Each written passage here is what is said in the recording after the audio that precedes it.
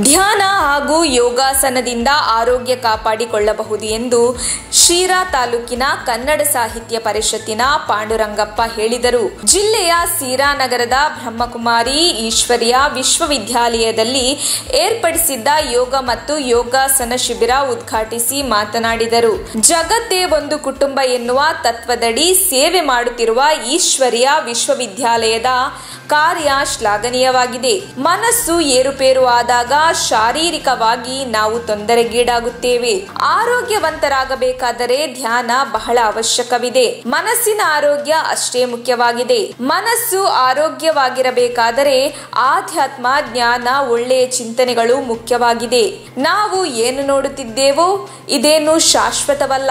ಧ್ಯಾನ ಒಂದು ಅದ್ಭುತವಾದ ಶಕ್ತಿ.